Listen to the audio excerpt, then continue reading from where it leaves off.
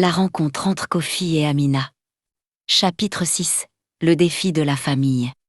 Quelques mois plus tard, Kofi reçut un appel qui bouleversa leur quotidien.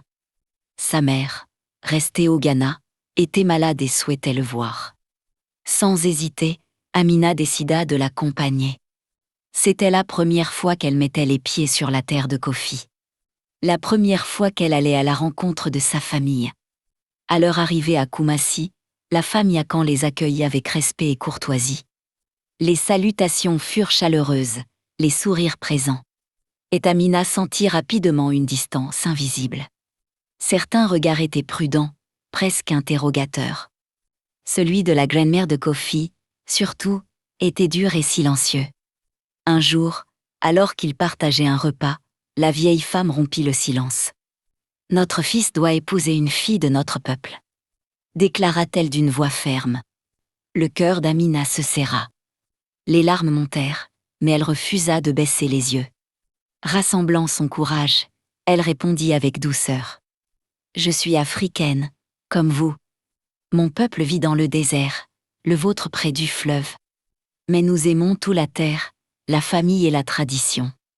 Kofi et moi, nous ne détruisons pas nos cultures, nous les faisons grandir. » La grand-mère ne répondit pas. Elle resta silencieuse, mais son regard avait changé. Moins sévère, presque pensif.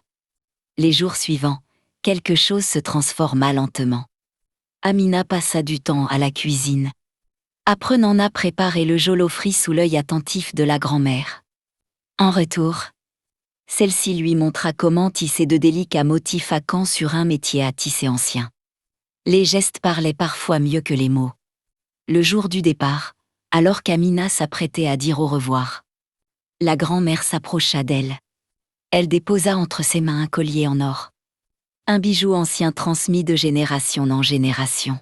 « Tu es maintenant une partie de notre famille », dit-elle simplement. Amina sentit ses yeux se remplir de larmes, cette fois de gratitude.